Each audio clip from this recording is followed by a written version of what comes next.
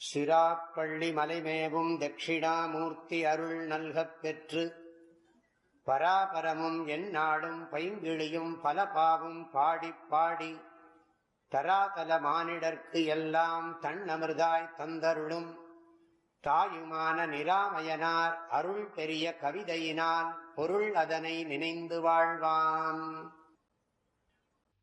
தாயுமானவர் ஆன்மீக அனுபவங்களையெல்லாம் பல்வேறு பாடல்களின் மூலம் விளக்கி கொண்டிருப்பதை பார்த்து கொண்டிருக்கிறோம். கடைசியாக பார்த்த பாடலில் நான் மிகச் சிறியவனாக இருந்தேன், என்னை மிகச் சிறியவனாக நான் கருதி கொண்டிருந்தேன். இறைவன் குரு வடிவிலே வந்து என்னை பூரணமாக ஆக்கினான், நீ பூரணமானவன் என்பதை உணர்த்தினான். நீ மிகச் சிறியவன் அல்ல, நீ சிறியவன் பெரியவன் என்கின்ற இரண்டையும் கடந்த எங்கும் நீக்கமர நிறைந்த பரிபூரண பொருளாகவே நீ இருக்கிறாய். போக்கு வரவு அற்று இருக்கும் சுத்த பூரணம் ஆக்கினான். போக்கு வரவு அற்று இருக்கும் பூரணம்னு சொன்னால் அதில் போக்குவரவு கிடையாது. அதாவது மறுபடியும் பிறந்து பிறந்து இறந்து உழலுதல் என்பது கிடையாது. போக்கு என்றால் மரணம், வரவு என்றால் பிறப்பு என்றும் பொருள் கொள்ளலாம். எங்கும் நீரக்கமர நிறைந்திருக்கிற பூரண பொருளில் பூரணம் ஒரு இடத்திலிருந்து மற்றொரு இடத்துக்கு போக முடியாது, ஒரு இடத்திலிருந்து மற்றொரு இடத்துக்கு வர முடியாது. காலம், இடம், பொருள் அனைத்தையும் வியாபித்திருப்பது பூரணம். தமிழில் பூரணம்னு சொல்கிறோம், சம்ஸ்கிருதத்தில் பூர்ணம் தான் சொல்லுவோம். பூர்ணஹா, பூர்த்தி, பூர் அப்படிங்கிறது ஒரு தாத்து, அதுலேருந்து வர்றதுனால தான் அது வியாபித்திருப்பது, நிறைந்திருப்பது, இறைந்திருப்பது என்ற கருத்தெல்லாம் அதுக்கு வரும். ஆக ஆனந்தமே வடிவாகிய இறைவன் குரு வடிவிலே வந்து அணுவை காட்டிலும் சிறிய என்னை தன்னுடைய அருளாகிய உபதேசத்தின் மூலம் பூரணஸ்வரூபமாக என்னை உணர்த்தினான். இது மிகவும் புதுமையாக இருக்கிறது.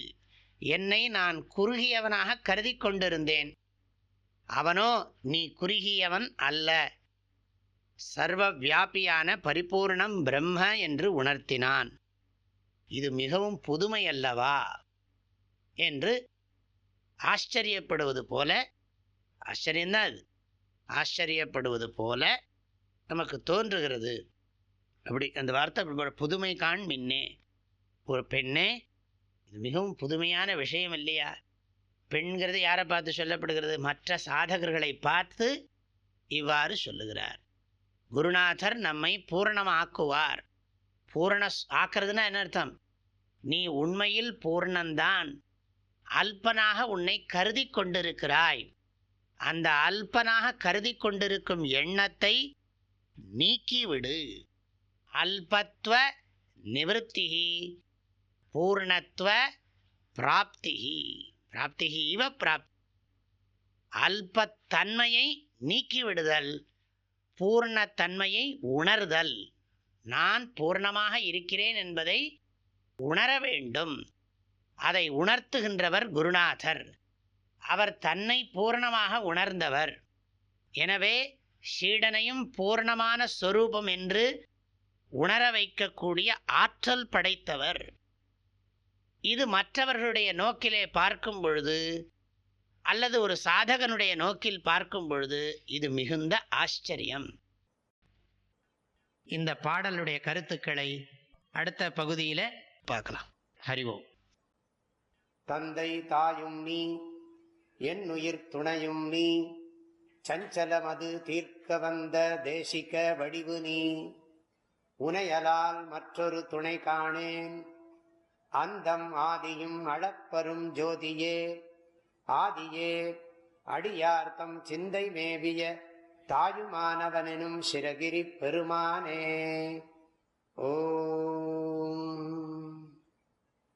தேனி வேதபுரி பூஜ்ய ஸ்ரீ ஓங்காரானந்த மகா சுவாமிகளின் அருட்குரலில் கற்பவை கற்போம் என்ற தலைப்பிலான தாயுமானவர் பாடல் விளக்கங்கள் நாள்தோறும் வாட்ஸ்அப் வாயிலாக அன்பர்களுடன் பகிர்ந்து கொள்ளப்படுகின்றன. இதனை உங்கள் மொபைலில் பெற ஓங்கார ஹிருதயம் என்ற வாட்ஸ்அப் சேனலை சப்ஸ்கிரைப் செய்து கொள்ளுங்கள். ஹரி ஓம்.